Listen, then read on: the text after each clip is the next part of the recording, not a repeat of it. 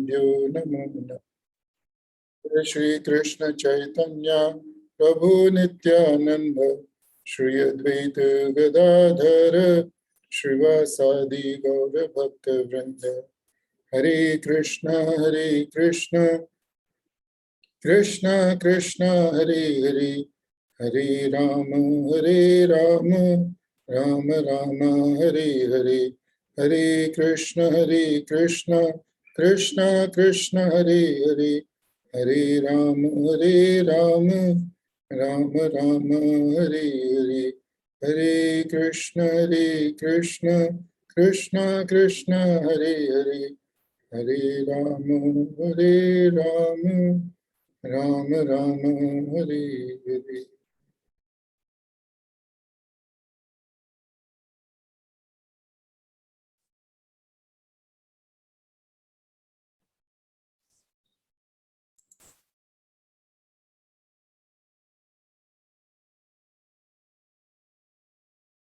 Hare Krishna.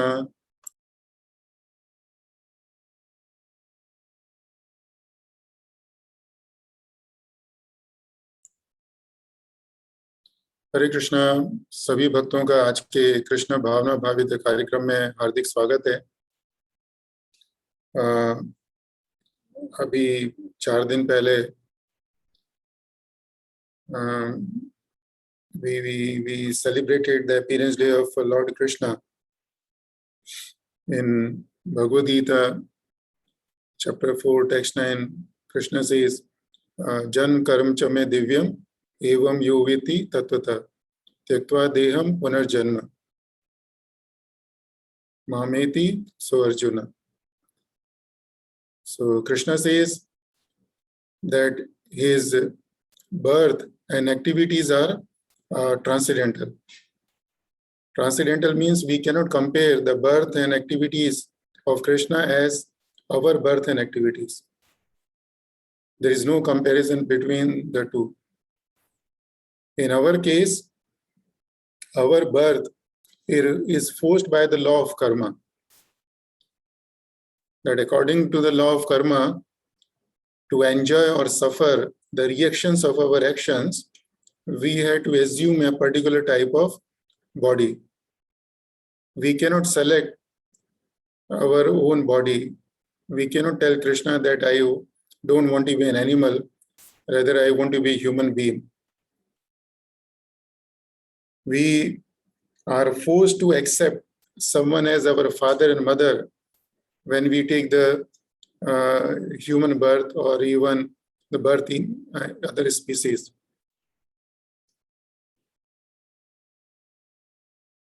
If we want to have somebody rich, for example, Reliance family or Bill Gates family as our next father and mother, we don't have the option.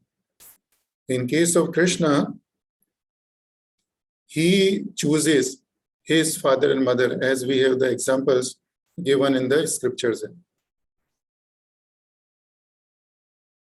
When we take the birth, we know that our body is covered by all the obnoxious things.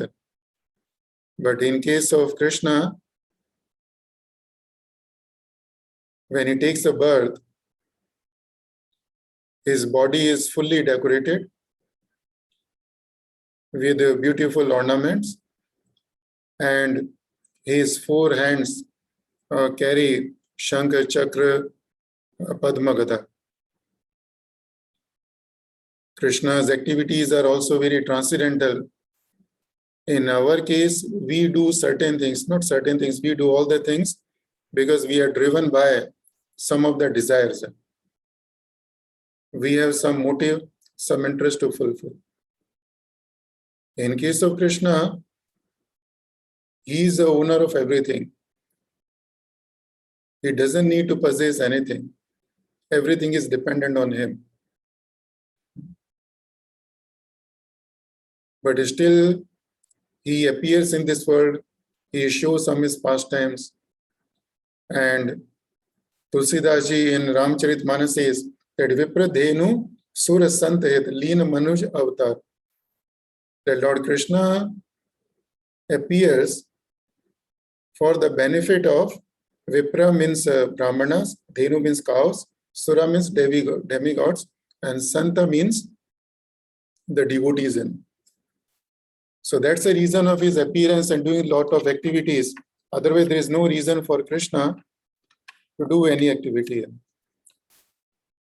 And Krishna says, Janam karam cha me divyam evam yuviti tatvata. So we have to understand Lord Krishna's birth and activities in tattva, in truth, in reality, as it is. And if we do it, what is the result?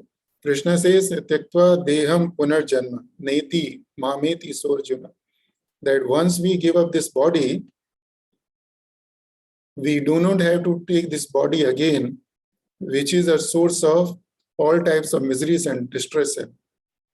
As we know that through this body, we suffer the miseries of birth, we suffer the miseries of old age, we suffer the miseries of disease, and we suffer the miseries of death, a death which nobody wants. Whenever Lord Krishna appears, either is in original form or in his expansions, all the times he delivers some messages, some instructions to us. And today we will discuss some of the messages given by the Lord Krishna when he appeared just before the start of Kali Yuga. We know that Lord Krishna appeared as a son of Vasudeva and Devaki. And when Kamsa heard a superhuman sound that Devaki's eighth son would be his Kala, so he put Devaki and Vasudeva behind the bars, and one after other, Kamsa killed the 6 children of Devaki, and after that, Lord Balaram appeared, and finally Lord Krishna appeared as the eighth son of Devaki. And after showing his wonderful pastimes in Vrindavan, Lord Krishna accompanied Nand Baba when Kamsa sent Akrura to Vrindavan to bring Nand Baba on the pretext of a festival which was organized by Kamsa in Mathura, just for the sole purpose of killing Krishna and Balaram. So Krishna and Balaram accompanies Nand Babaji, and then they go to Mathura and they fail one after other. Krishna Kamsa has all the plans to kill them. And finally, Krishna kills Kamsa, and after Krishna kills Kamsa, he releases his father Vasudeva and Devaki. And after releasing his father and mother, Lord Krishna, along with his elder brother Balaram, approaches them and very humbly bowing down their head and respectfully address Vasudeva and Devaki, saying that, my dear father and mother, we are very sorry that you had to remain in anxiety for such a long time due to our absence, and we were not able to serve you due to the fear of Kamsa. And due to the fear of Kamsa, we had to hide ourselves. And they say it's our misfortune that we could not be with you and get your love, what other children could have got. And after this, Lord Krishna speaks 3 verses, and we don't have the time to discuss all those 3 verses, but today we will discuss one of those 3 verses, which is very instructive, and we will have further discussion on those verses. And this verse is in Srimad Bhagavatam, Canto 10, chapter 45 and number 5.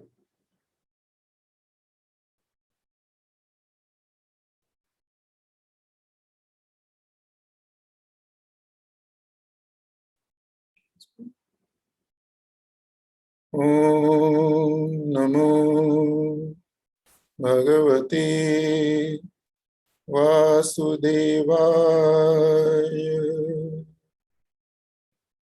Om Namo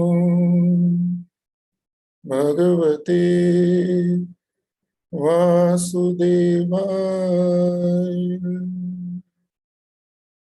Om Namo Bhagavate Vasudevaya. Narayanam Namaskritya Naram Chaiva Narottamam Devim Saraswatim Vyasam Tato Jayamudiraye Nashta Prayeshu Abhadreshu Nityam Bhagavata Sevaya Bhagavati Uttama Shloke Bhakti Bhavati Nashtaki.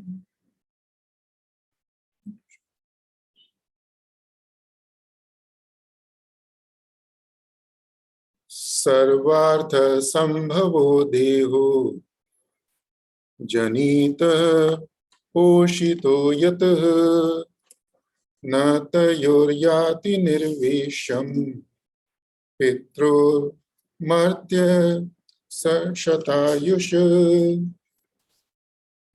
Sarvartha Sambhavo Deho Janita Poshito Yatah Natayoryati Nirvesham Pitro Martya Shatayusha. Sarvartha Sambhavo Deho Janita Poshito Yatah Natayoryati Nirvesham Pitro Martya Shatayusha. Can someone read the equivalents, Prabhu, and the translation?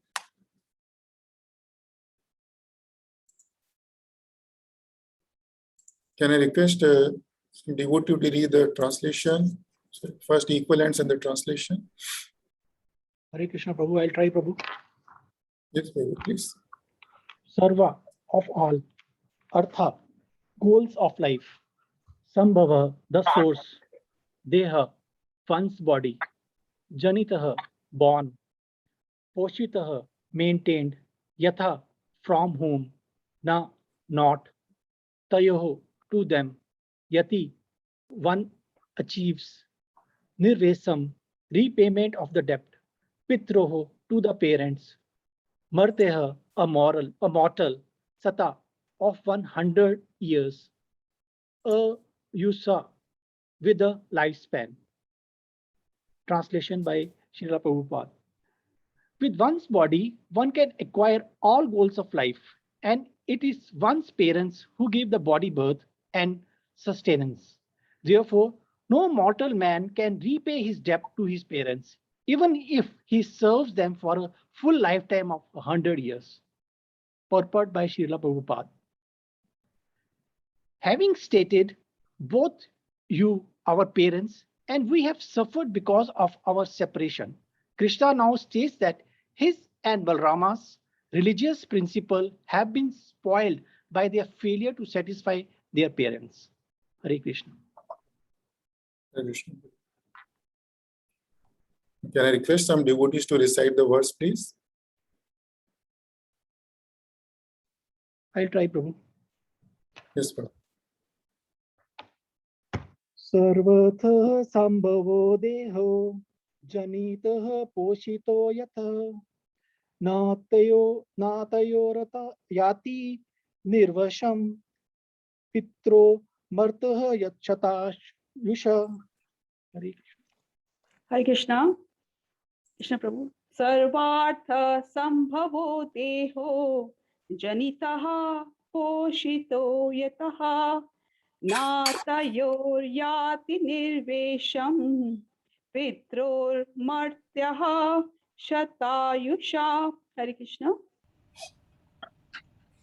Hare Krishna Prabhu.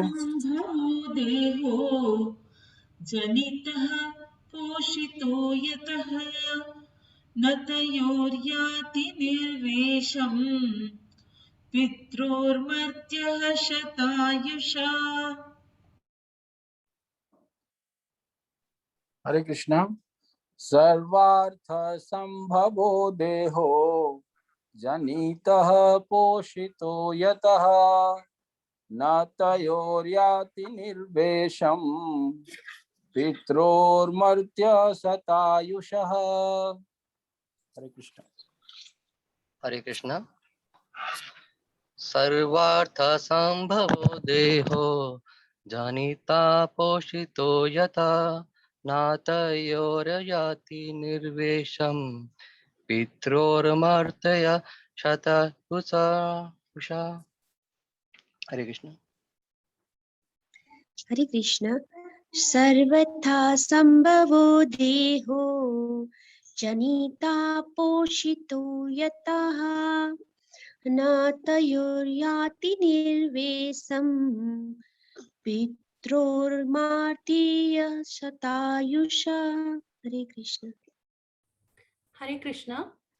Sarvartha sambhavo deho janitaha poshito yataha nataryuyati nirvesham pitrurmatra satayushaha. Hare Krishna.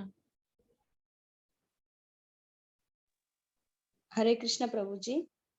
Hare Krishna. Sarvartha sambhavo deho janitah poshito yataha natayor yati nirvesham pitrormatya satayusha. Hare Krishna.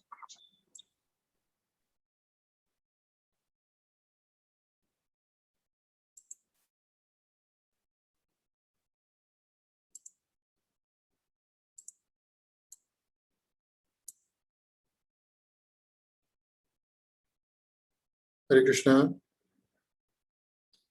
Sarvartha sambhavo deho janitah poshito yatah natayoryati nirvesham pitrormartya shatayusha. So with one's body, one can acquire all goals of life, and it is one's parents who give the body birth and sustenance. Therefore, no mortal can repay his debt to his parents, even if he serves them for a full lifetime of 100 years. Jai Srila Prabhupada ki Jai, Srila Gurudev ki Jai.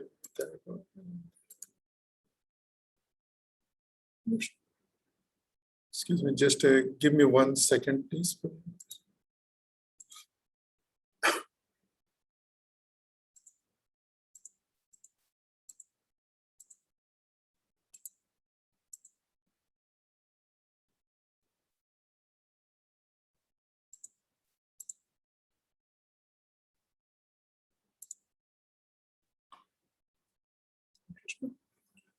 So here Lord Krishna and Balaram both are speaking to Vasudeva and Devaki,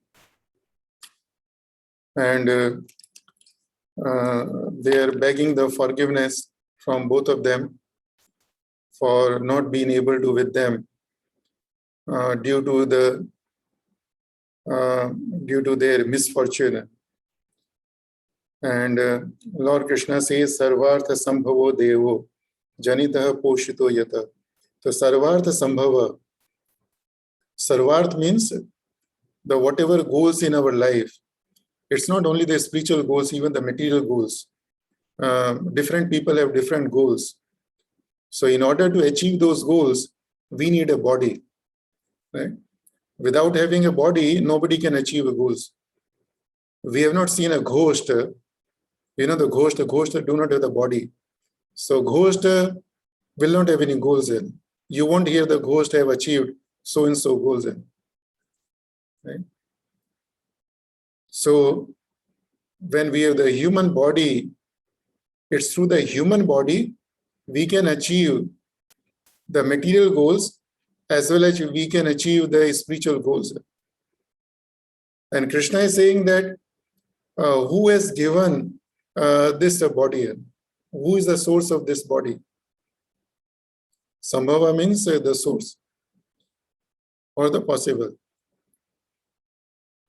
Who is the source of the body?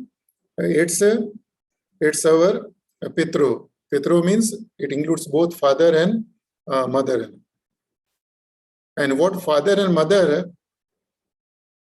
have done for us, Krishna describes in only 2 words. Janita Poshito. Janita means given the birth, and Poshito means sustenance. So Janita giving the birth is more for mother, and Poshito maintenance is more for father. And Krishna says Nirvesham, that our parents have given us the birth and they maintained us. So we are indebted to them. But Nirvesham means cannot repay. He says, yeah, Nirvesham means repayment of debt. So Krishna says that Martya means the human beings, because we are subject to death, the mortal human beings. Krishna says that a mortal human being cannot repay the debt of the parents, Shata Yusha, even if a person decides that I am going to serve my parents for my whole lifetime of 100 years. This means Krishna is telling us that whatever we do, we will always remain indebted to our parents. First of all, we don't have the life of 100 years. Remaining life is not 100 years. Nobody has a life of 100 years in the Kali Yuga. It's hard to see the people. And even if somebody gets a life of 100 years, there are initial years of someone's life when he or she is not able to do anything. So Krishna is saying that whatever a person decides to do, he or she will always remain indebted to the parents. What we see in our society is that the day by day, respecting and serving parents, it seems to be a lost tradition.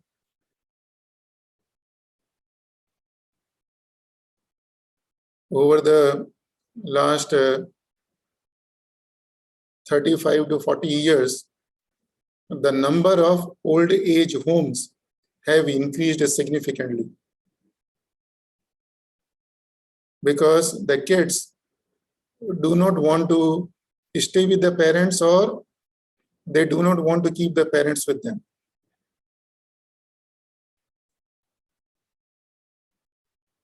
The number of home care nurses who are sought to look after the old people are in very much demand. It's very hard to get a home care nurse in, because the children do not have the time to look after the parents in. And as a result, what happens, the parents, they end up spending their last few years of life living with strangers or being dependent on other servants rather than being with those people for whom they spend their significant part of the life. And in this process, we miss the opportunity to repay the debt we have on our parents. We do not realize how much our parents have done for us, and whatever we do, we cannot repay our debt to them. So before we talk about how to honor and serve our parents, let's reflect in very brief to remind ourselves how we were brought up and cared for by our parents. When we did not know how to drink or eat, they fed us. When we did not have, the many kids, when we did not have enough to eat, the parents fed us first. When we did not know how to clean ourselves, our parents cleaned us. When we did not know how to talk, parents taught us to talk. When we did not know how to walk, parents taught us to walk.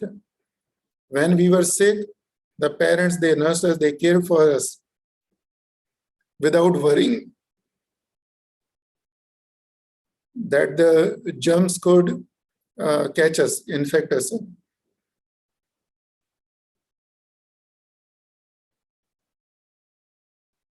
Many times we may be in the situation when we know that we cannot count on anyone. But in the heart, always, there's a feeling that we can count on the parents. When we are happy, parents are happier than us. And when we are sad, they are more sad, feeling more pain, even more than what we can feel. And that way there is an endless number of the things that the parents have done for us. Now it's only that they have done number of things to us, but along with those things, they always wished, they always desired, they always wanted wonderful things for us. They wanted to have a better job than what they've got. They want us to be more educated than they are educated. They want us to be more handsome and good looking than they look themselves. They want us to be more healthy than they are. They want us to have more riches than they have gotten. They always want us to have a better life, what they had. They wanted us to be more peaceful, more happy than what they were or they are. So, if we think the people around us, we realize that other than father and mother, there is nobody who would be able to do these things or who would think like this. In the Srimad Bhagavatam, in the same episode, the same chapter, later on when Krishna and Balarama meets Nand Baba and Yashoda Mata. So they say the parents love their children for more than their lives. So no wonder when Krishna says that one cannot repay the debts of his parents, even if he decides to serve the parents for the whole 100 years of life. We know that Krishna exists everywhere, in everything. Andantarastha paramanu chantarastha. But still, as per the scriptures, there are four living beings where we can see the God. Those four living beings have been mentioned as being equal to the God. We have heard a famous verse that Matra Devo Bhava, Pitru Devo Bhava, Acharya Devo Bhava, and Atiti Devo Bhava. That we can see the God in mother, in father, in spiritual master, and in the guest also. Atiti means uninvited guest. So today we will talk about Matra Devo, Pitra Devo, only father and mother. So Matra Devo Bhava means one should treat father and mother as a God. I was reading somewhere that once there was a tradition that once a brahmachari student finishes education, the teacher would bless him by saying that may you be someone who treat your father as God, who treat your mother as God. That was a blessing given by the teachers and the spiritual master. And why do we consider father and mother as God? Because they do those things what God does for us on a larger scale.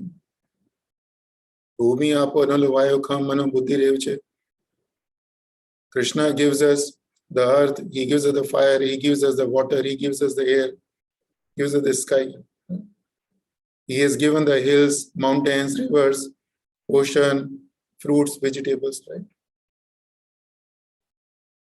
But Krishna has given us all these things selflessly, without expecting anything, without charging anything from us.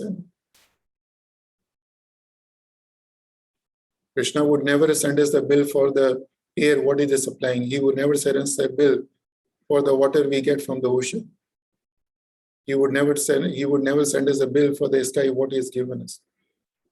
Of course, there's authorities in the material world, they keep sending us the bills, But Krishna, who is the source of all these things, he would never charge anything for us. He has supplied all those things simply because he loves us. So same thing, our and father and mother.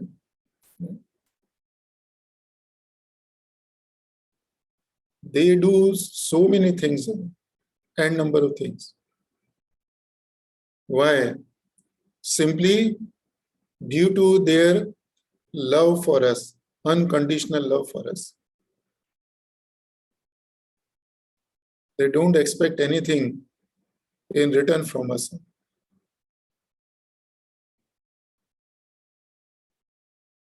So we got a glimpse of what our parents have done for us, what they wish for us, and we know that we cannot repay our debts to parents even if we serve them for the whole life of 100 years. But still, we will reflect on some of the points or some of the ways by which we can honor and serve our parents. So when we talk about honoring and serving our parents, the very first thing I think we should do for our parents is that no anger.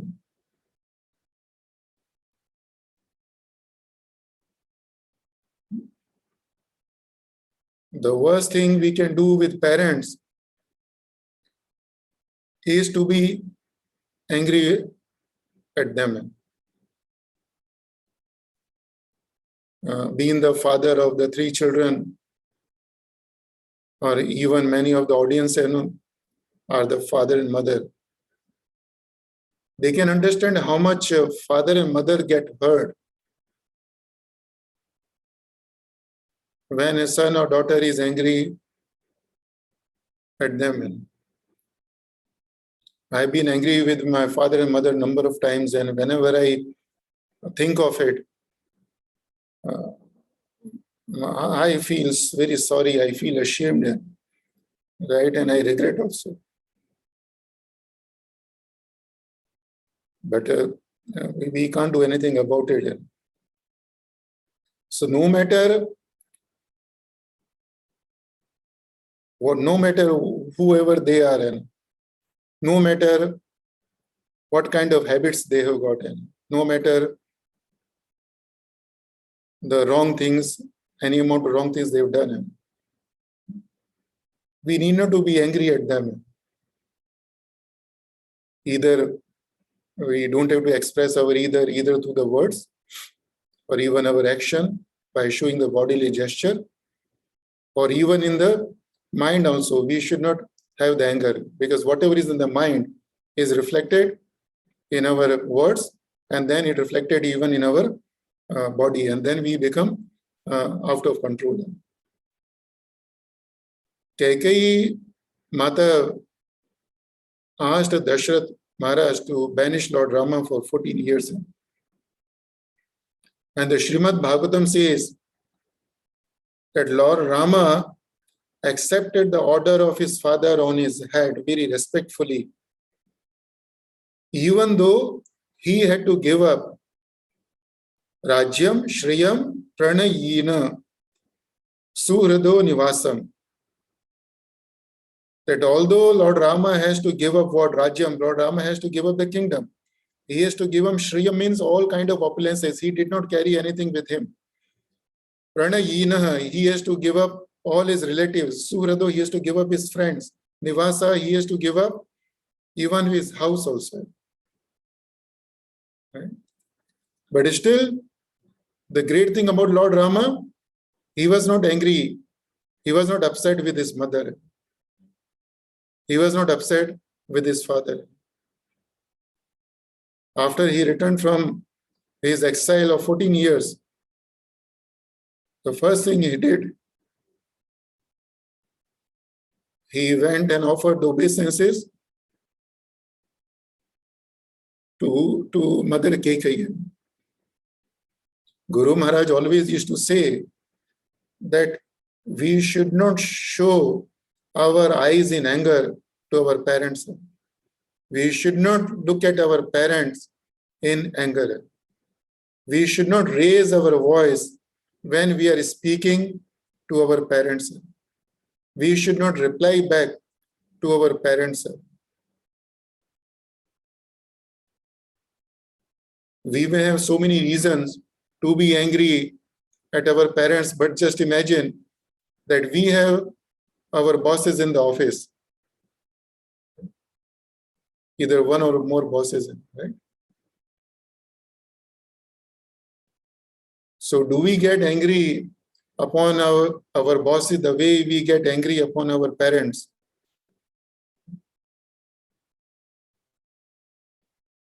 Many times we find our boss is unfair, he is wrong, he is not doing the right thing, no, he is hurting you, right? But still, never ever you would treat your boss the way many times you would realize, or I should say, not you, we, that we have treated our parents. Trividham narkasedam dwaram. Krishna says there are 3 direct gates to the hell. Lust, anger, greed. And of 3 things, anger is one of them. So as soon as we are angry, we may end up doing certain things by which we will have to enter into the hell.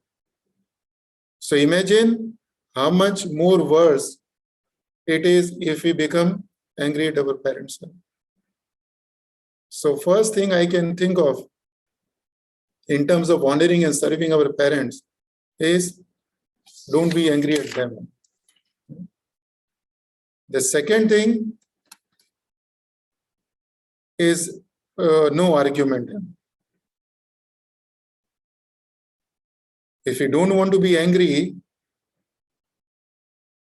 then try not to argue, because eventually it may lead to be in a stage where you are very much angry with the parents. In our scriptures, we have so many examples where even the Lord himself accepted the order of the mother. Chaitanya Mahaprabhu, after taking the sannyas, wanted to live in Vrindavan.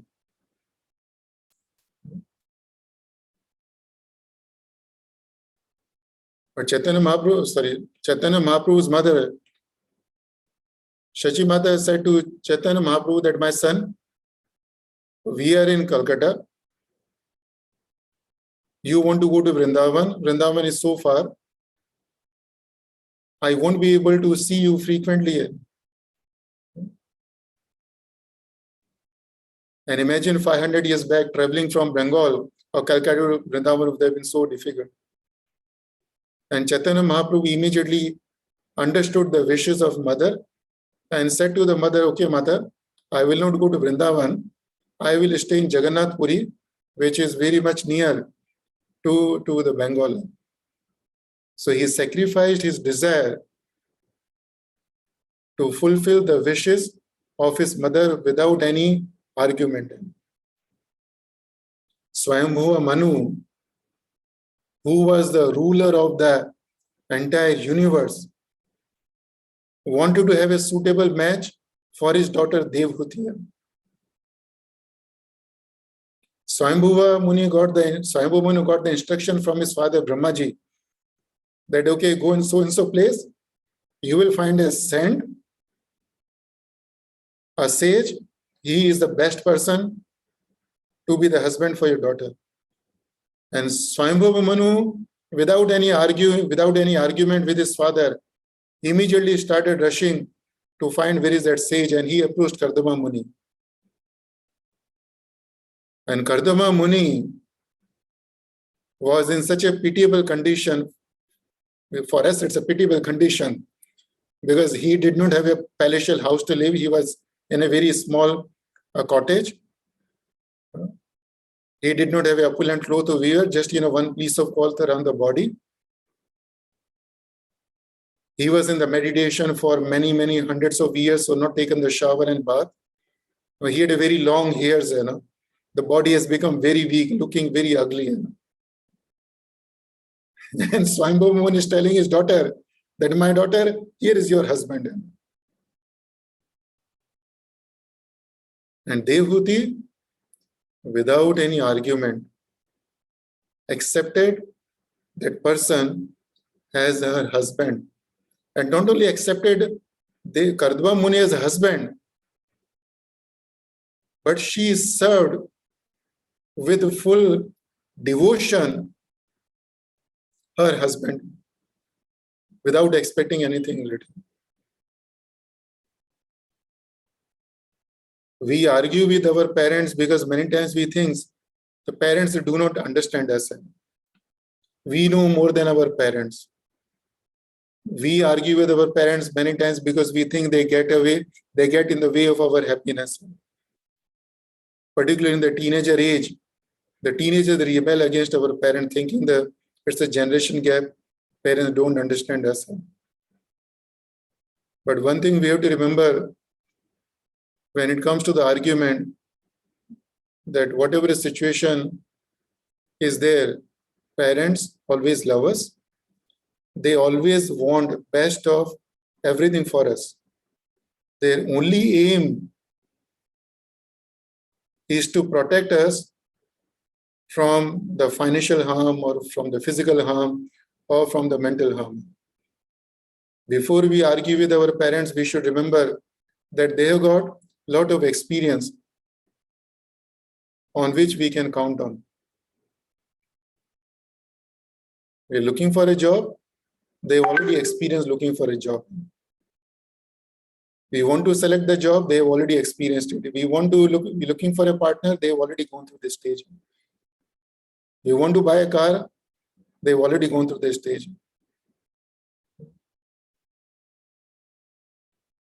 So whenever it comes to the argument, we have to remember that the parents always want the best of everything with us, for us. They have a lot of experience from their previous life and even this life. And the parents are guided by their own experiences.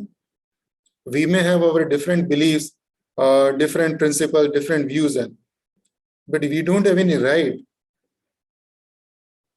to tell them straightway that you're wrong.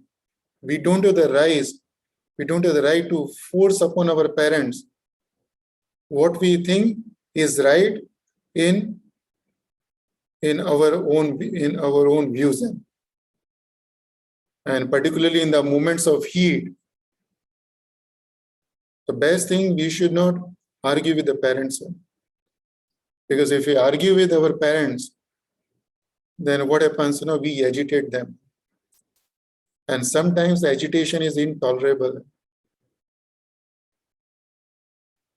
And we have so many incidences where during this heated exchange, father and mother got the heart attack and they couldn't survive.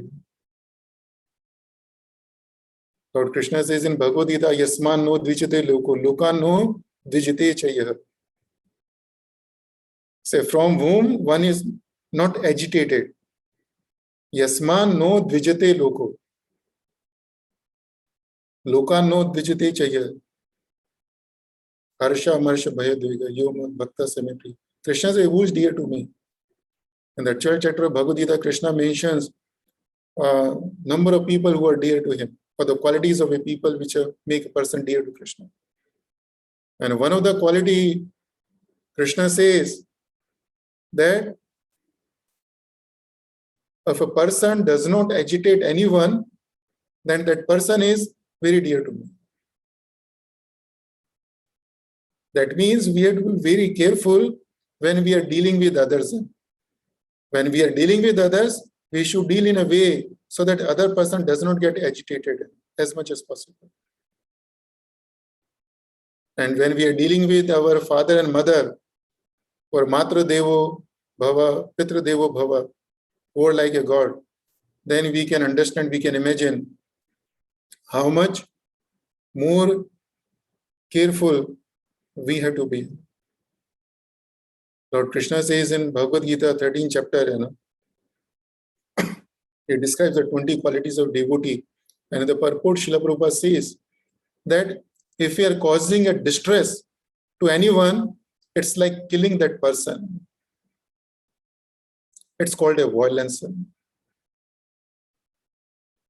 So when we get into the argument with our parents, when we agitate them, then what happens? We are causing distress to them, and as Prabhupada says, it's a violence to our parents. It's okay to reason with our parents. It's okay to make our points, but always we have to remember that we should do it in a very gentle and respectful manner. In a very gentle and respectful. Okay. So now the third thing is that we should accept our parents as it is. We should accept our parents as it is. We should accept our parents as it is means we should accept their nature without expecting any change in their nature. In this material world, we accept so many things in our day-to-day life without expecting those things that they will change their nature. We deal with the fire. Do we expect from fire that fire will change its nature?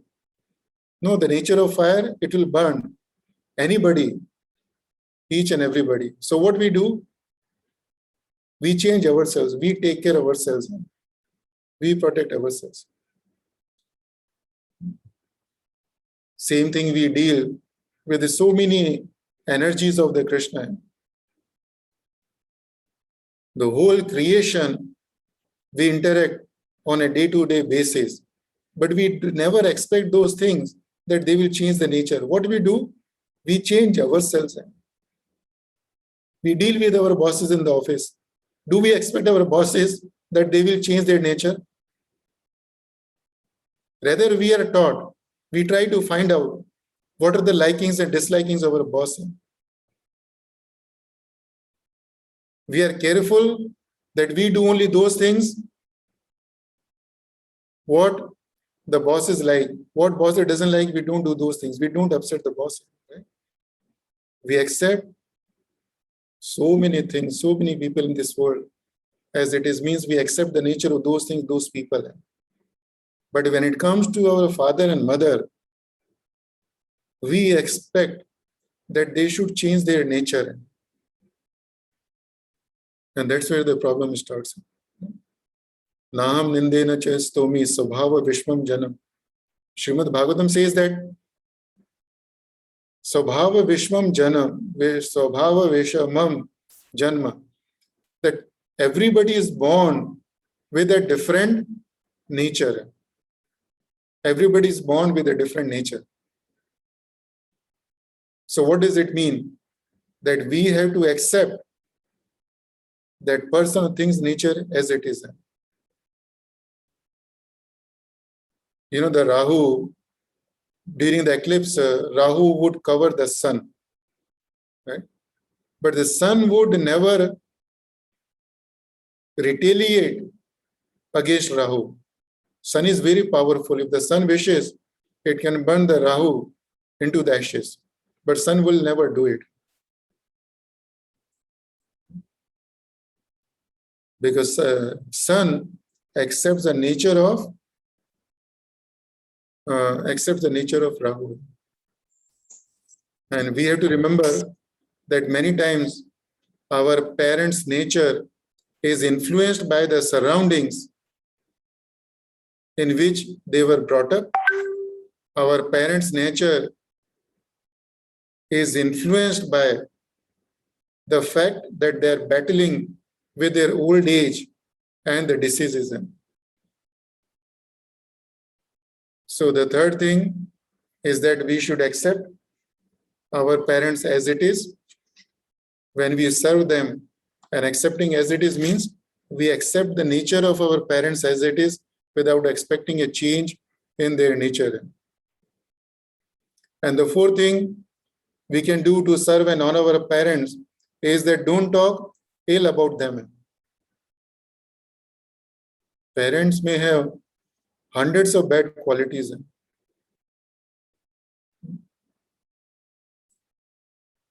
but still the fact remains same, that they have done all those things what I mentioned to you just in the beginning of the class. They continue to wish the best of everything for us.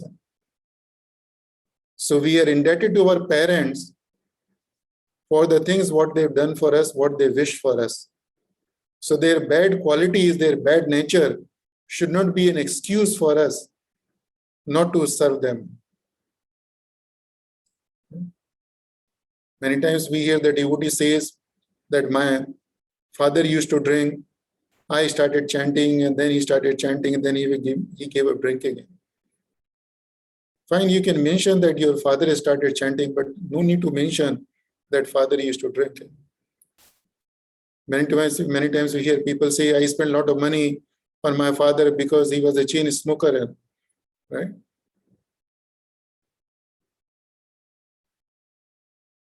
So first of all, you don't have to mention that you spent a lot of money on your father. And second, you don't have to mention that he was a chain smoker. Another thing we have to remember that whenever we speak ill about parents, one way or other way, our children will get to know it.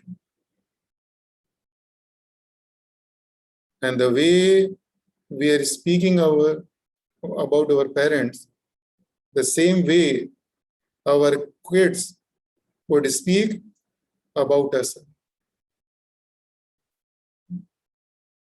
And one more thing in this relation, we should remember that parents are human beings. They also make mistakes.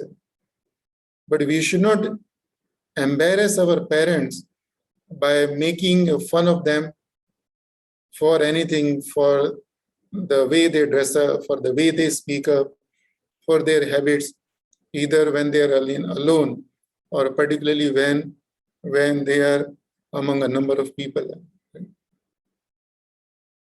So whatever may be the situation, there is no reason that we should speak ill about our parents. In the Srimad Bhagavatam 9th canto, 10th chapter, verse number 8, when Lord Rama was asked to go to the forest, right? So Shukdev Goswami mentions that Lord Rama accepted the order of his father. And who was his father? Shukdev Goswami describes Dashrath Maharaj in one word. Shukdev Goswami says Dashrath Maharaj was Istrai Nasya. Istrai Nasya means one who is very much attached to his wife, henpecked husband. So this is not a good quality of a husband. But Lord Rama did not speak anything ill either about Dashrath Maharaj or about Kekaiya. So that's how we should deal with our parents. And the fifth thing is that we should serve our parents physically and financially according to the best of our capacity. In the next verse, and this Canto 10, chapter 45, verse number 6, Shukdev Goswami says, Yastayor atmajah kalpa atmana cha dhanena cha vrittim na dadhyat tam pritya swamamsam khadayantihi. A son who, though able to do so, fails to provide for his parents with his physical resources and wealth is forced after his death to eat his own flesh.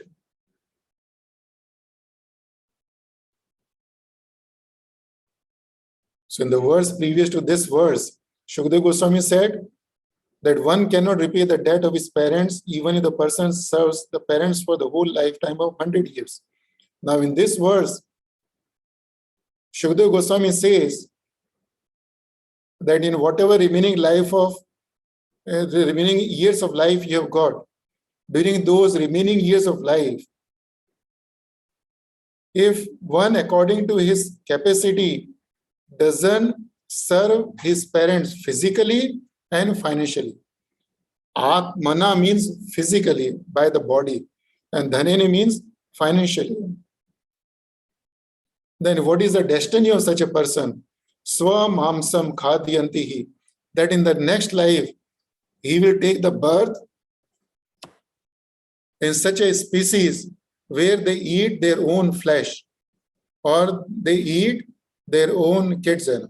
There are many animals like scorpions or even some species of lions where they eat their own, the parts of their own body. Right?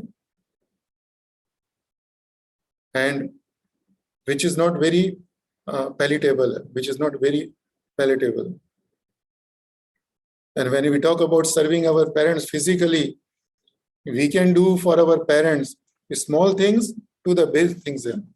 Small things, it can be just simply offering water. It can be, arranging their workplace. It can be serving their foods, preparing their bed, massaging their feet. Or we can do even the big things like the Shravan Kumara.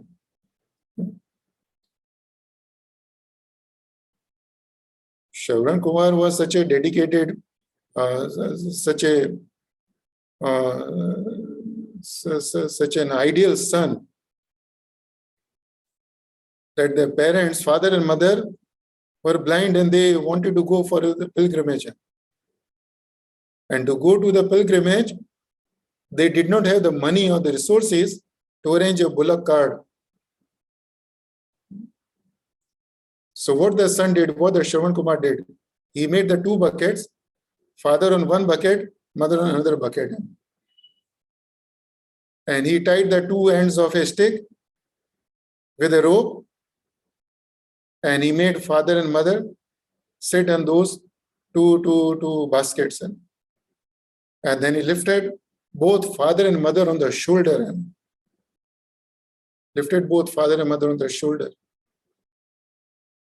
And he took them for the pilgrimage. That much physical service we can aspire to do. Radha Govind Maharaj,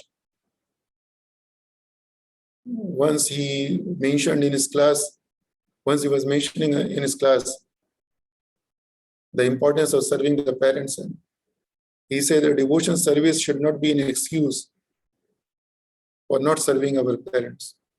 And he was giving the example of his own father, that his father was very sick. That time, Radha Govind Maharaj, he cancelled all his programs, reached to the house of his father, and father was bedridden. And that time, in that condition, Radha Govind Maharaj was serving his father, including cleaning his urine and stool.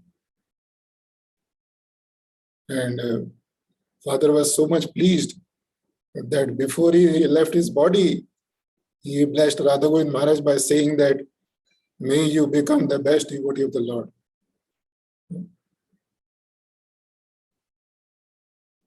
So the point is that according to our best capacity, we should serve our parents physically.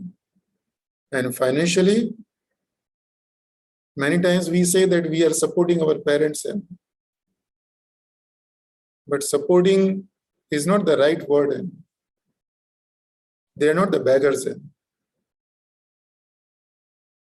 Whatever we are doing for our good. We will get it back if we are doing anything for our parents.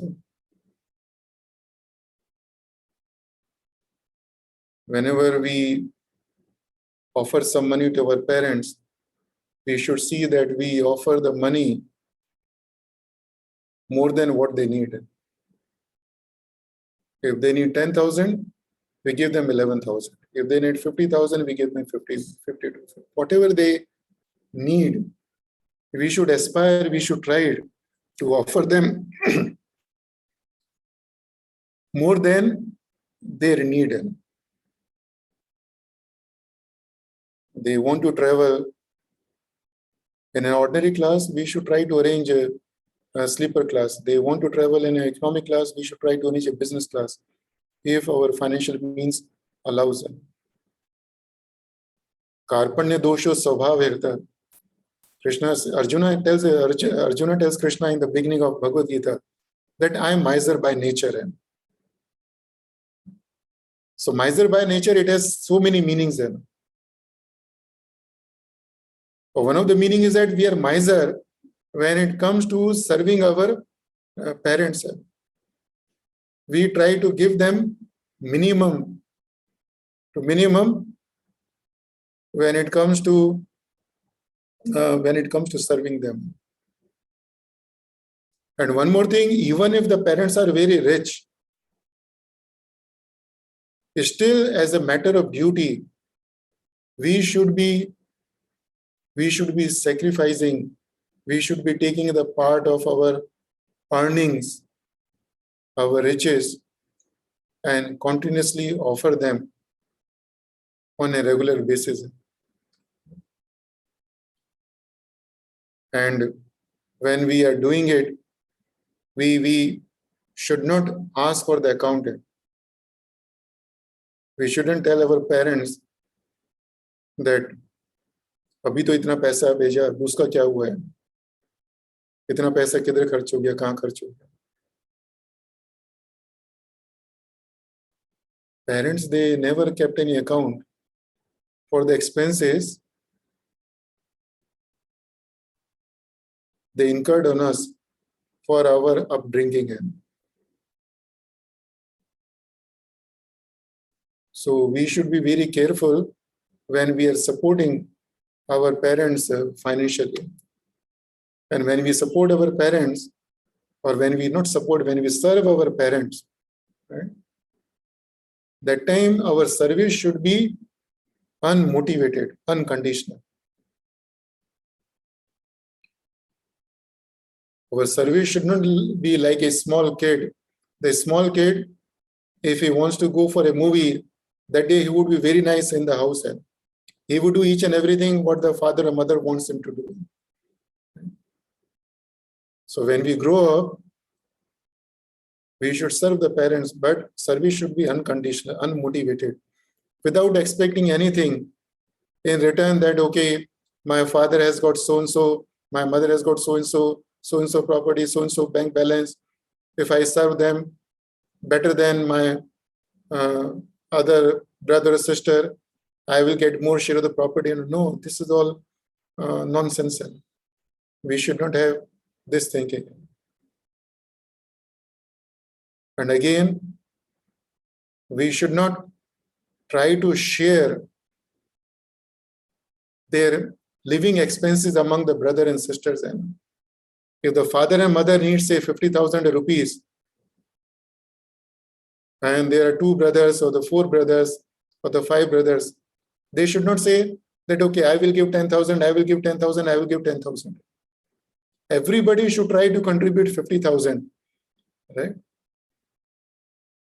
The single father and mother, they brought up 5 children. Right?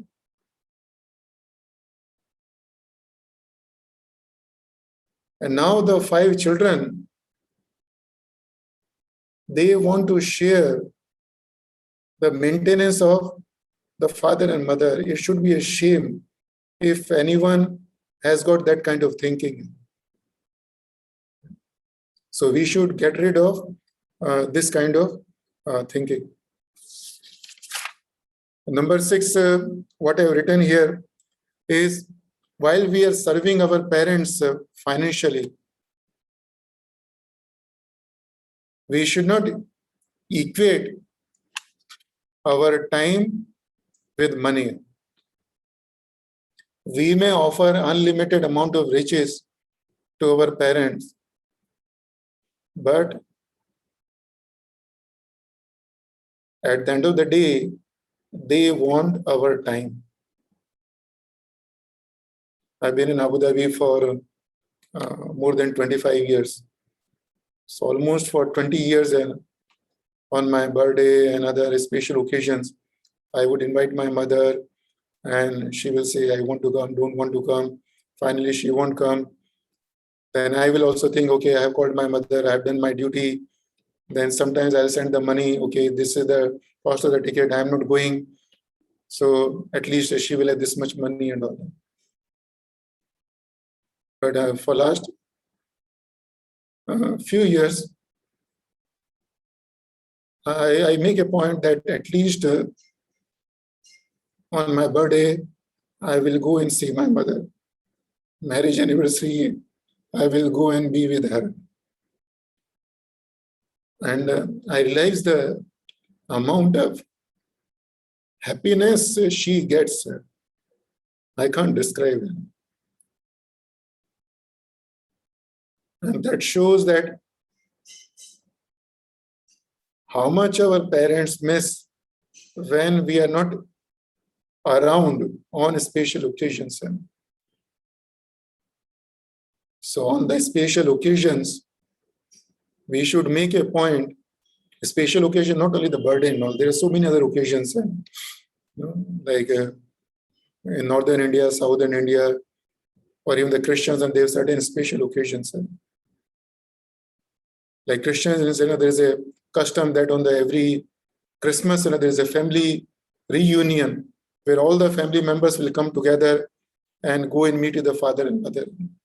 Same thing, we have the special occasions, and like we have the Diwali and so many other occasions we can think of. So these festivals have no meaning for the parents if their own children are not with them. If the parents are surrounded by the strangers or by the servants, and if the parents are in this situation, then although they can bless us, but we have to remember that they are not happy. That they are not happy.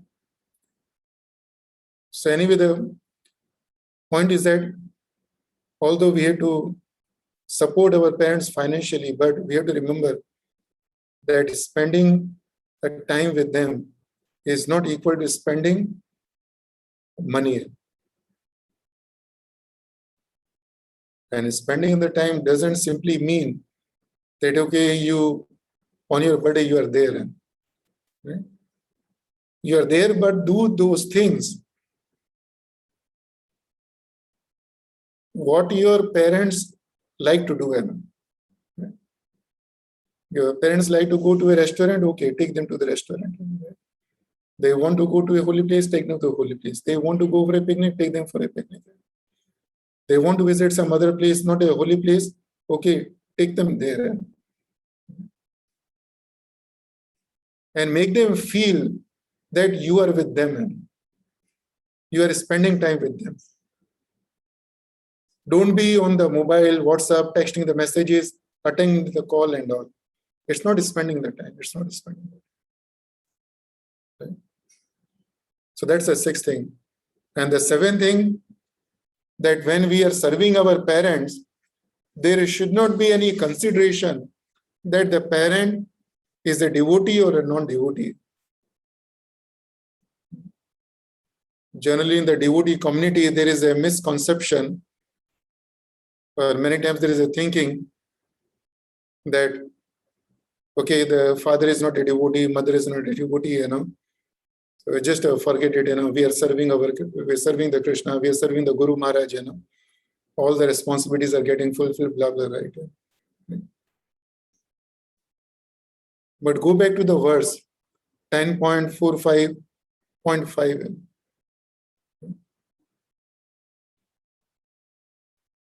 Krishna, Girdhari Prabhu, can we go back to the verse?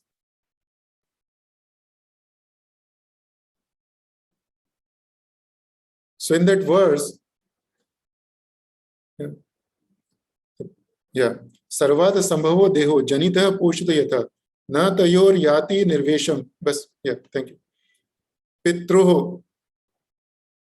So Krishna says, Nirvesham, repayment of the debt. Na means not. Na tayo, na means not. Tayo means to them. Achi means the clearance of the debt. Nirvesham, repayment of the debt. Petro to the parents. So Krishna is simply saying Pitro. Krishna is not saying that your parent should be devotee. So we should always remember that at any stage of life, we should not think that my father is not a devotee, my mother is not a devotee, so I don't have to serve them. And that should not ever move. At any stage of life, we should not be proud that I have become a great devotee and my father is, he is nothing, my mother is nothing. I am chanting 16 rounds. He is not chanting at all. She is not chanting at all. Right? Or she is still in Maya. My father is still in the Maya. That should not be that's not the way to repay the debt to our parents for what they have done to us. In a class, one devotee was in Calcutta. He initiated, he was a brahmachari. Giridhari Prabhu, can you please mute the devotee here?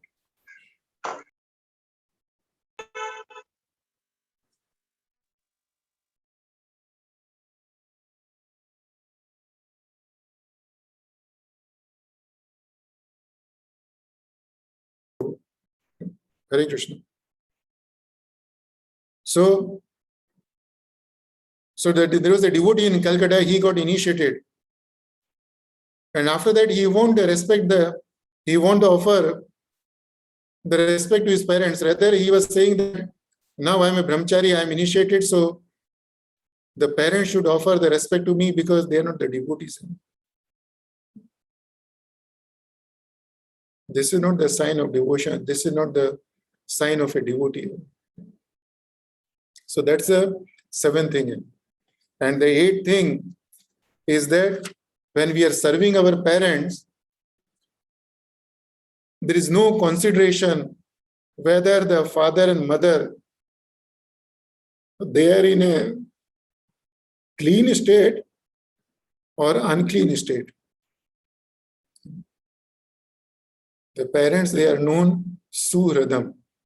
Suhradam means we always desire our welfare without any selfish interest. Their heart is always clean. Their heart is always clean. So we should always look at their heart,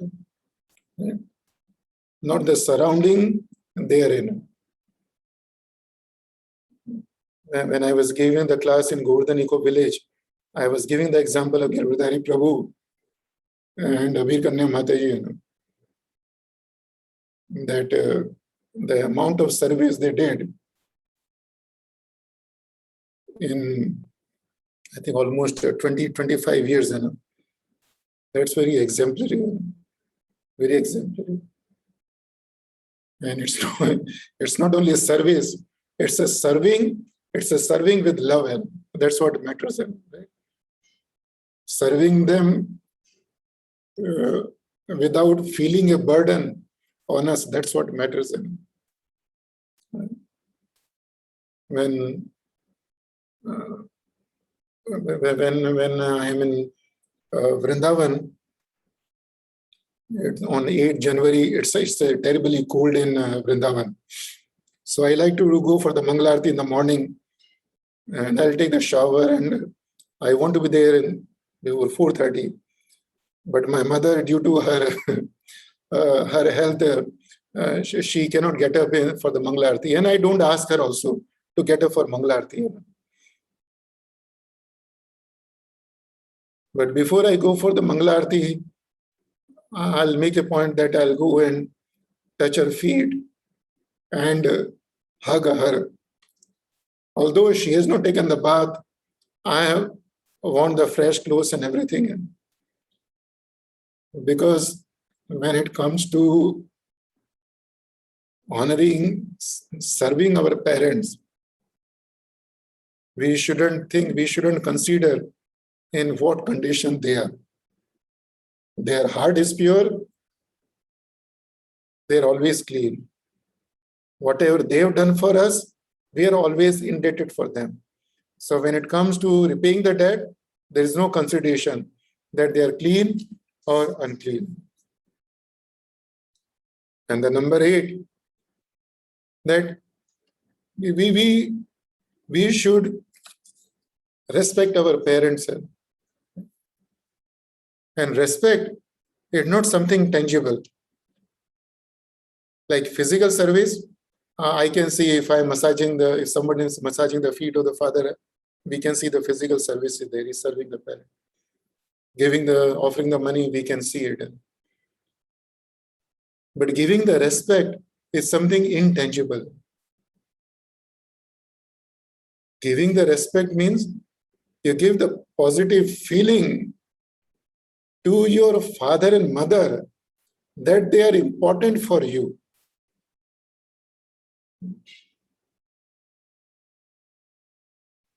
Giving them the feeling that we have a lot of gratitude for them, for what they have done. Giving them respect means giving them the feeling in the true sense that we would always remain indebted to them for whatever they have done to us. That's the meaning of offering the respect to them. Giving them the respect means we handle even their sleepers with respect. When Nand Baba asked Krishna to bring his paduka, Lord Krishna had so much respect for Nand Baba that he carried his paduka on his head. So even the father and mother's sleepers, if we are asked to bring, we should not bring those chappals, shoes and chappals. Many times, in the temple, suppose one has to bring the shoes or chappal of the father and mother. The tendency is that, okay, we don't want to spoil our hands. We will wear that sandal or chappal and then carry to father and mother. No, that's a disrespect to the father and mother. We should carry those chappals or sandals or shoes in our hand, and with very great respect, we should place it in front of our father and mother. That's the meaning of respect. And same way, we have to respect their clothes, their things, or whatever they like. They may have the attachment to so many things which we do not like. Okay? For us, the things which are obsolete and it doesn't make any sense. So don't touch those things.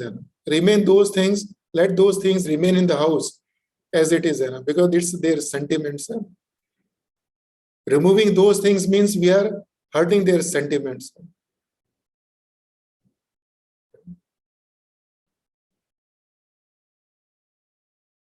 When just in the same episode, this is the chapter 45 and the chapter 44, the verse number 50. When Lord Krishna and Balarama approached Vasudeva and Devaki, Shukdev Goswami mentions that how Lord Krishna and Balarama offered their respect to the parents. Both Lord Krishna and Balarama touch the feet of their parents with their head. That's how we should offer the pranam to our parents. Now, how many of us have placed our head upon the feet of father and mother? Somebody may have done after the father and mother has died. Right? That time there is a custom, okay, you place your head on the feet of father and mother. But the point is that Why don't we honor the parents when they are alive? When we are alive, when the parents are alive and we have the financial and physical means, we do not serve our parents, we hurt them. We don't keep them happy. And then we take the next birth, we bring the Pitra dosha with us. And then we run here and there to the Pandajis to get clear of the Pitra dosha. Pitra dosha is nothing but doing those things what parents did not like us to do. That's a simple meaning of Pitra dosha. And most of us who are suffering, they're suffering because of the Pitra dosha only. So the point is that instead of spending the money and energy after the parents have left, better serve the money and energy with love and devotion when the parents are alive. So you will be happy in this life, not you, we will be happy in this life as well as even in the next life also. And as I mentioned, that whatever we do over parents, the respect should be there. Don't make them feel that they are beggars.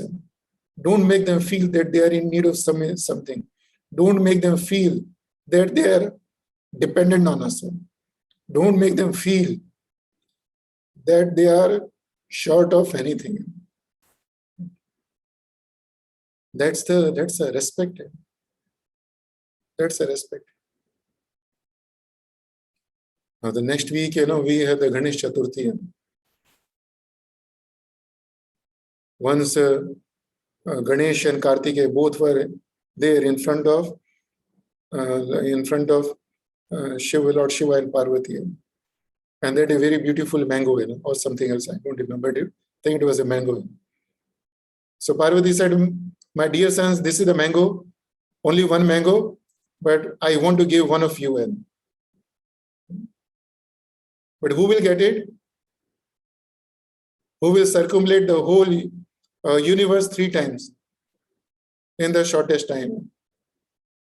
So Kartikeya thought, okay, this I think the peacock, is my carrier, and Ganesha's carrier is a rabbit. So for me, it's like this, and immediately got into peacock and started circumambulating the universe. And he came back and he saw the Lord Ganesh is there as it is, and he said, okay, now I won. I got this mango. But then Parvati said, no, you won't get this mango. Why? Because as soon as Kartikeya flew on the peacock feather, peacock, Parvati said, my son, okay, you also go around them. But that time, Lord Ganesh said that, my dear father and mother, for me, you are more than the universe. Okay? So if I can circumambulate you 3 times, that's circumambulating more than circumambulating the universe 3 times. So Lord Ganesha, he is circumambulated father and mother 3 times, and which was recognized even by Shiva and Parvati. That's the meaning of giving the respect, making them feel that you are more important than even the whole universe. Okay. And then number 10 I have written is obey them. We have to obey them. Generally, we talk about obeying the parents, obedience. But obedience will not come if we are in the habit of being angry on the parents, if we are in the habit of arguing with them, if we are in the habit of criticizing them, if we are in the habit of speaking ill about them, can you obey a person? If you are in the habit of finding a fault in that person, if you are in the habit of arguing with that person, no, obedience will not come. So obedience is another key thing in our devotion service. But the problem is that whenever you talk about obedience, we always think about obeying the spiritual master and Krishna's instructions. And we never think of obeying our parents. But Guru Maharaj, he was very much particular when it comes to obeying the parents. Once I asked Maharaj, that Maharaj give me the instructions in writing, for each of us. So Maharaj gave in writing instructions for each 5 of us. So for Mukund and Vibhu, only 2 instructions, right? For Murli Manohar, Maharaj said, of course, Maharaj mentioned one more thing. Murli Manohar, first thing Maharaj said, obey your parents always. And Vasudev, instruction was, offer prostrated obeisances to your parents. Nothing else. Nothing else. Maharaj did not tell them anything in writing. I asked Maharaj, that's a lifetime instruction. I wrote in the paper, Maharaj, lifetime instruction for each one of us. And that was a lifetime instruction of Maharaj for the 2 kids. Why? Because based on Maharaj knowledge of scriptures and his experience, that was important for them. And not important for them, important for us. And Maharaj would always say that we should remember that the whole creation around us is based only one principle. That's a principle of obedience. Yasya gya brahmati samvrati kal chakro. Maharaj would always give this example that the sun is rotating on its orbit for millions of years. Will never deviate because Krishna has ordered him. And imagine if the sun moves even an inch nearer to the earth or away from the earth, what will happen? If the sun moves even an inch closer to the earth will burn into the ashes. Goes away an inch from the earth will be frozen. Earth will be frozen. So, the devotion service should not be an excuse to not to serve our parents. And if it comes to choose between serving Krishna and serving the parents, we should choose to serve our parents first, then Krishna. Many of us have gone to the Pandharpur. Right? So what message we get from the deities of Pandharpur? The Pundalik, he was such a great servant of the parents that he was busy in massaging the feet of the parents.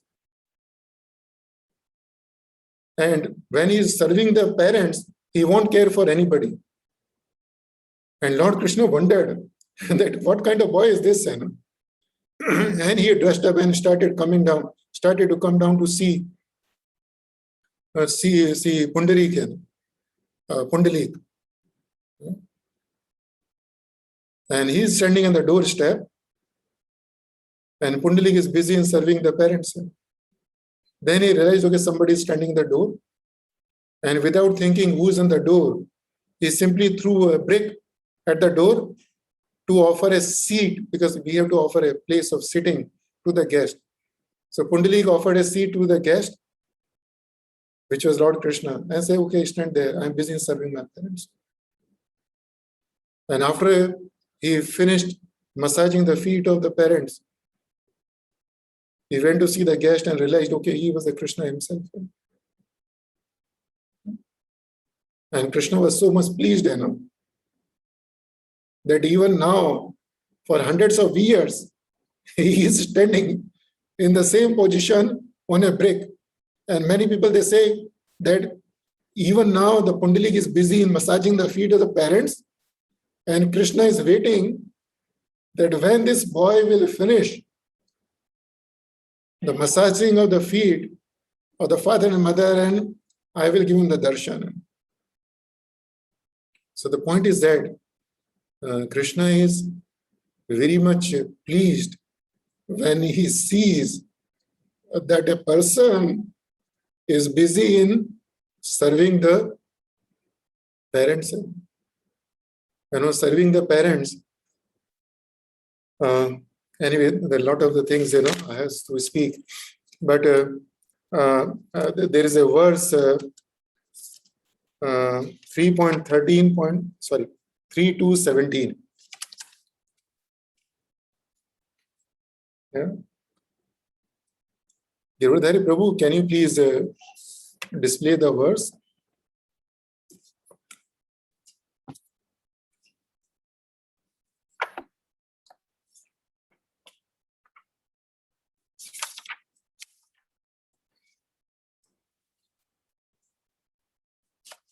This is 3:17, Prabhu. Yeah. So here, go down through translation because we're running short of time. So here, after Krishna and Balaram released their parents, they're begging the forgiveness for their inability to serve. And in the purport, if you go down,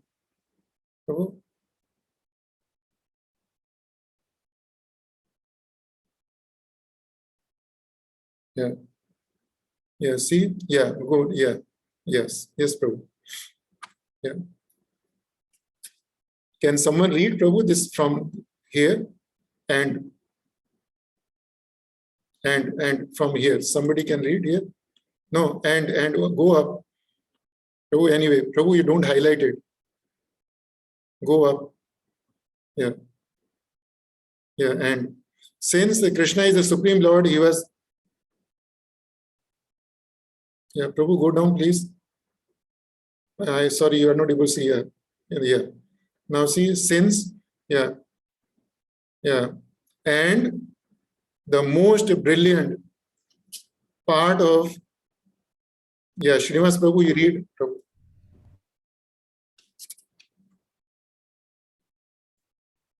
Read Srinivas Prabhu, please. And the most brilliant part of his supreme character was that he begged pardon from his parents for being unable to serve their feet while absent from home because of fear of Kamsa. The Lord, whose lotus feet are worshipped by demigods like Brahma and Shiva, wanted to worship the feet of Vasudeva. Such instruction by the Lord to the world is quite appropriate. Now here is a point, that even if one is the Supreme Lord, one must serve his parents. Even if one is the Supreme Lord, one must serve his parents. Even if one is the Supreme Lord, one must serve his parents.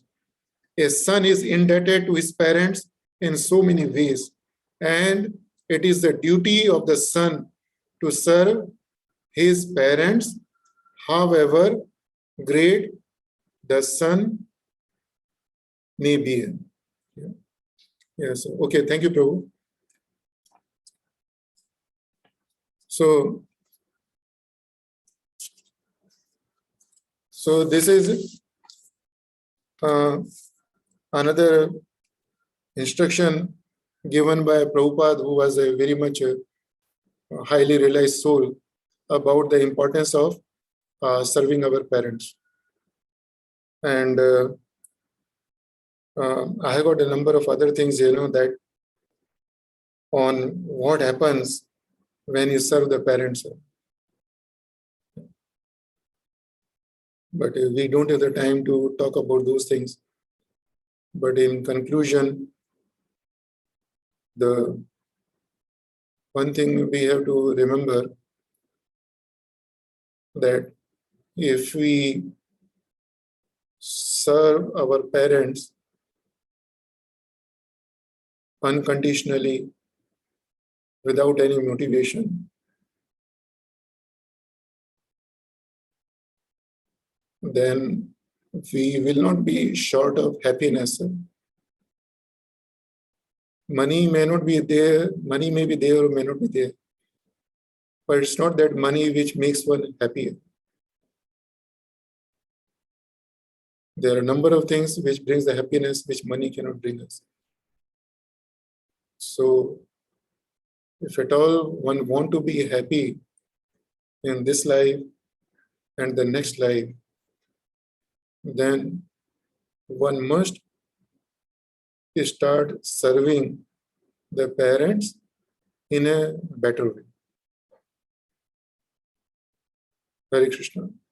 Srila Prabhupada ki jai. Srila Gurudev ki jai. Tagore Premanande. Hare Krishna. Hare Krishna, Prabhuji and Mataji. And all the devotees, thank you so much for your time. And it's 12:25. But still, some devotees have got any questions, comments, they are welcome. Kirvadari Prabhu, can I be excused for 2 minutes? I need to have the water. Sorry, Prabhu. Yeah, sure. By the time you have just a Hare Krishna mantra for a couple of minutes, Sure. or some announcement. Yeah, okay.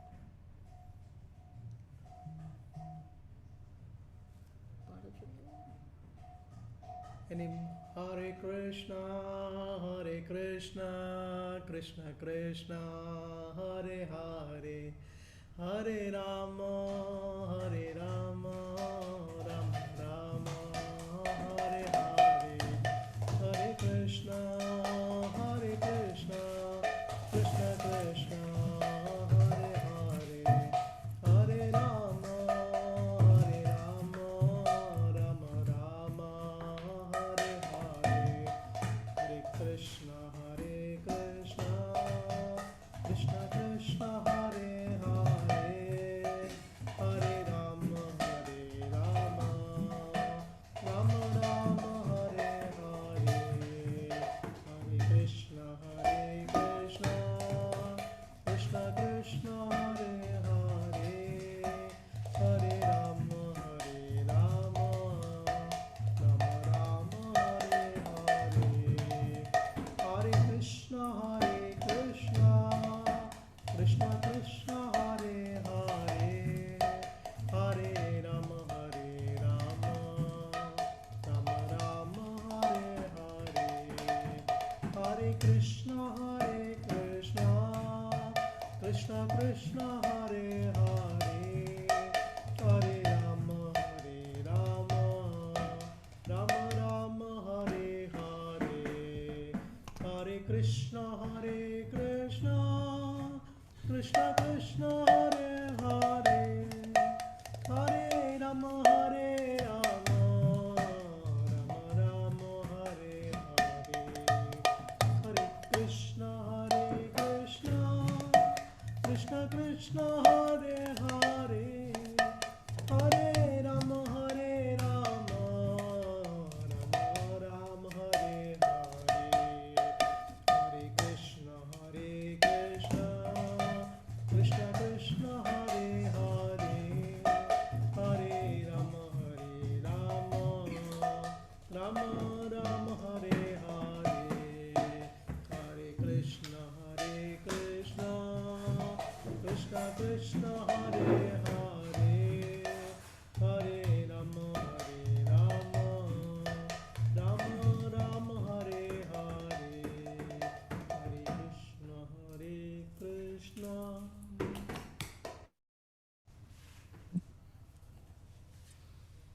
Hare Krishna. Hare Krishna. Hare Krishna. So can I request the devotees if the devotees have got any questions or comments? Quickly, Prabhu.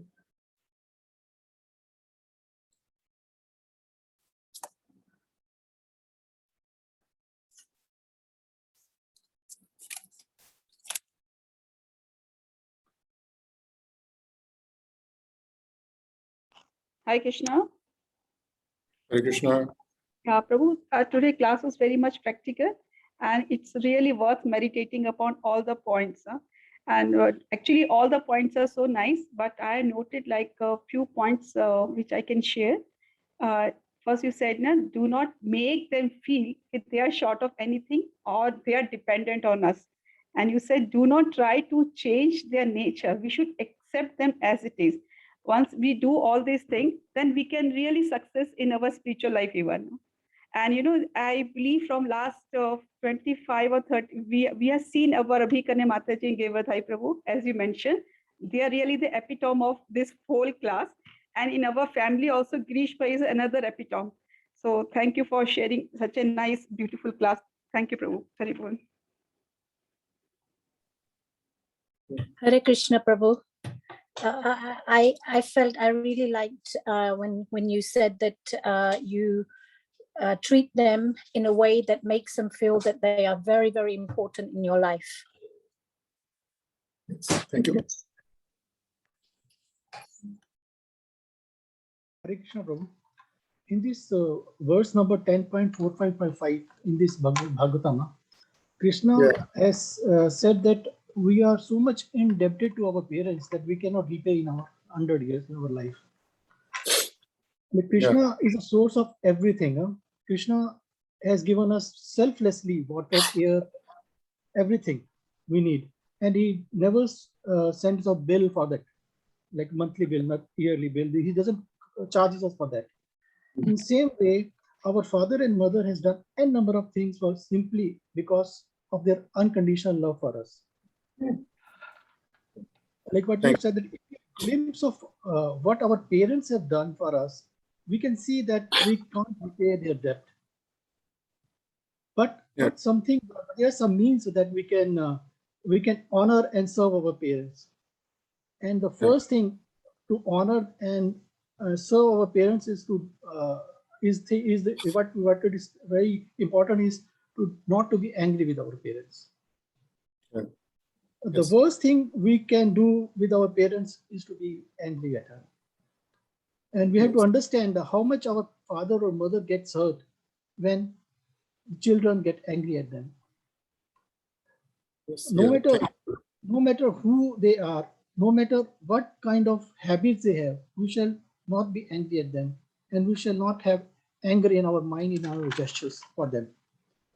Krishna has said that there are three gates for hell. One is lust, another is anger, and third one is greed. Imagine how much worse it becomes when we get angry at our parents. So we don't have to be angry, and then we don't have to get into arguments with them, which leads to anger. Yeah, thank you, Prabhu. Thank you for sharing it. Now, other devotees have got something to repeat. They can repeat. I see a number of devotees are there. Hare Krishna, Prabhu. Dhanal Pranam, Prabhuji. Can you hear me, Prabhuji? Yes, Prabhu, I can hear you. Prabhuji, a lovely class, Prabhuji, and very heart-touching class. All the 10 points are very beautiful, worth of meditating. But I have one thing to like. If a devotee with unknowingly he committed something wrong to your parents, how he can correct it? Suppose we have listened your class now. These are the standards we have to maintain. But in case by unknowingly he have done some mistake with parents, how to rectify this one? First point. Can you give some suggestions like that? How a devotee can do that?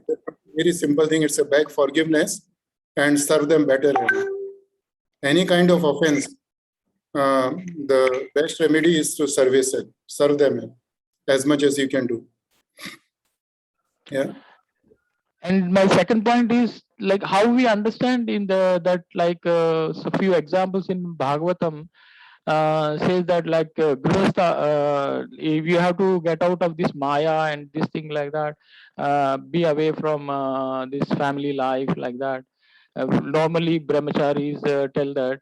So how we have to understand, like they leave the parents and come to the temple. Yeah, Prabhu, that first they have to fulfill their responsibilities, towards their parents, right? We have so many devotees, they are serving the temple, but that doesn't mean they don't have the respect to the parents. They are not serving the parents. Like you can be with the parents, you can be away from the parents, right? But while you are away, still you can serve them. And when they need you physically, you be with them. And even the Adi Guru Shankaracharya, when his mother was about to leave his body, even that time, he himself went to see his mother, right? I give you the example of Radha Govind Maharaj, right? So there are times when parents need you, so you have to be with them. And I know in the temples, the brahmacharis, before you become the brahmacharis are asked, that have you made your father and mother settled, right? Or do they need any support from you? If they need support from us, then we should provide the support to them. If you don't support them, what do you mean? Then they should go and become beggars and you serve in the temple. So that's not the devotion service, according to me. Yeah, Maharaj used to say that Maharaj used to say that everything will remain there, Your chanting will remain there, Bhagavad Gita will remain, Bhagavatam will remain, money will be there. But if your parents are not there, then you will be called an orphan, right, Anath? So we should remember that. Okay, Prabhu. Hare Krishna. Thank you very much, Prabhuji. Thank you. Thank you. Hare Krishna, Prabhu. Very nicely your point, very lot of points you gave, and you are appreciating. But actually, we both have not done that much what you are saying. I like one point very much. You said that parents never kept any account for our upbringing. That's a very nice point. That actually we never realize that how much our parents they have sacrificed for us to bring us. And we think that what we are giving, but they have sacrificed their whole life for us. That's a very nice point. Thank you, Abhishek. There are a number of other devotees. I'm not sure why don't they speak at least one thing. I'm not sure they were listening or not. If they're listening and taking the notes, then the meditation should be there. So I see a number of devotees, but they don't repeat. I'm not sure they liked or not. Or even if they did not like, at least they should speak. Hare Krishna, Prabhuji. Thank you very much for the wonderful class, Prabhuji. We have experienced so much classes with you in day-to-day life and Krishna Bhakti, but today's topic was little different, and about the parents. Again, I would say it was a nice class, and the topic which was not covered before, you have covered it very nicely, Prabhuji, for adapting in our lives. It has really touched, and whatever sins we have done, it was like flashback. What we can do now for the what unconditional love our parents has given to us, and definitely we look forward for improving ourselves, and if we have done any mistakes in the past, how can we come out of that and give the same love to our parents, father, mother, like the way unconditional love they have for us. So really inspiring, Prabhuji. Hare Krishna. Yeah. You have given so many examples also, like serving chapel also. How should we give that? It should be in our, and like by heart it should come. How to give obeisances to our parents. it's up Thank to you. us. I mean, we should bring that we should set example in front of our next generation, children's also, so that it should continue for coming generations to come. Hare Thank Krishna. you, Prabhu. Hare Krishna. I just want in brief, just one line, 1 or 2 lines. Yes, Prabhuji. Yes, thank you, Prabhu. Hare Krishna, Prabhuji, Dandavat Pranam. Wonderful class, Prabhuji, as usual. It was very nice class, Prabhuji. The one point which I liked the most was we should accept our parents as they are not a single negative things we should ever see. In the example you gave, like when exile was ordered for Lord Ram, and how gracefully and with smile, and after returning back from Vanvasa, he directly go to Lord the Mata Kaikai. So that was a very good point. Like even with this 14 years of exile, he just went straight away to Mata Kaikai. So that was very encouraging point. Thank you very much, Prabhuji. Hare Krishna.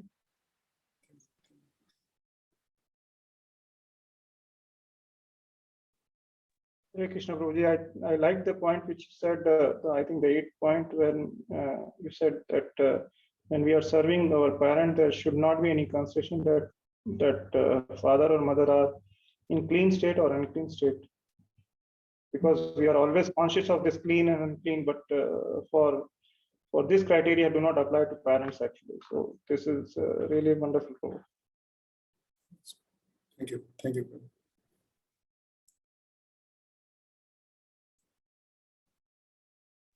Hare Krishna, Prabhuji, Dandavat Pranam. Prabhuji, very nice class, Prabhuji, heart-touching class.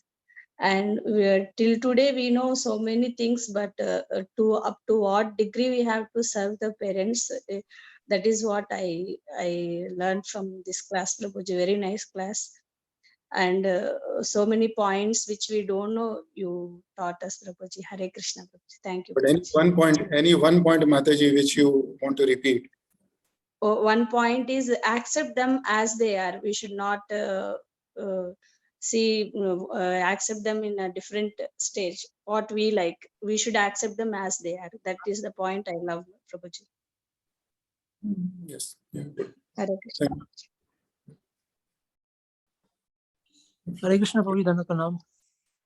Hare Krishna. Prabhuji, very wonderful class, Prabhuji, which will really help us to progress in bhakti. As you mentioned, Prabhuji, we should treat our parents like as God. So we should actually, nowadays we see actually we don't respect our parents and we do so much arguments, but because we think we know more than them. So we should not do arguments with our parents, and we should respect them.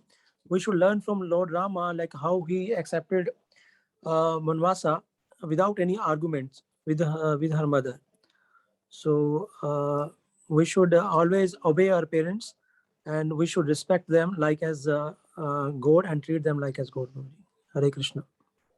Thank you.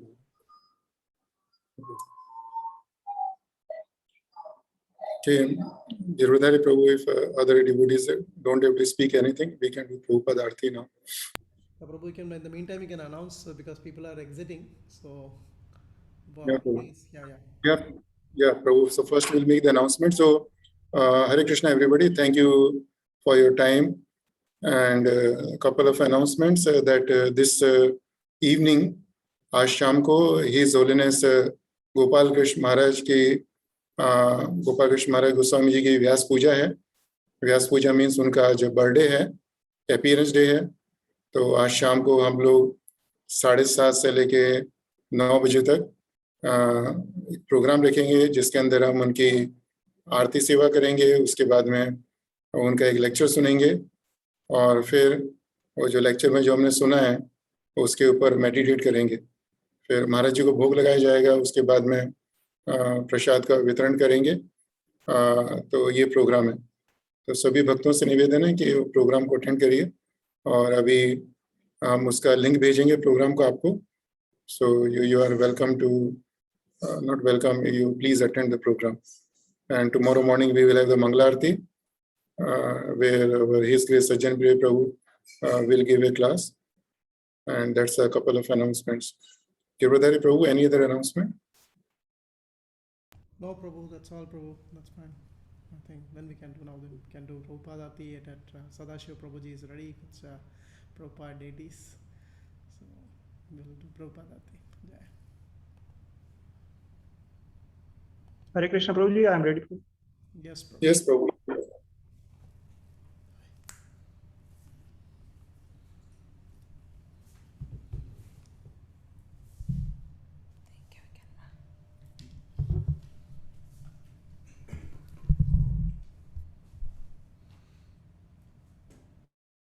Just 1 minute, we'll start. Just 1 minute.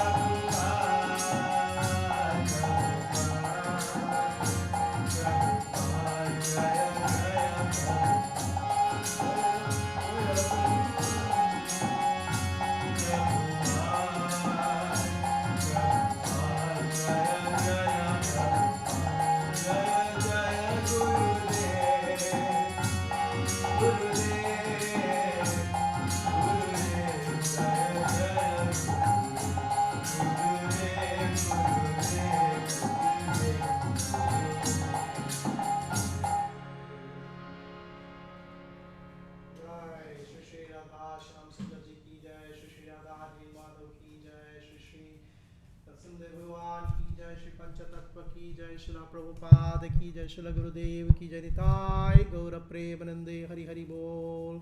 Thank you very much, Prabhujis and Matajis, for being attentive till the class. And tomorrow we will see, today evening we will be meeting for His Holiness Gopal Krishna Swami Maharaj Vyas Puja evening.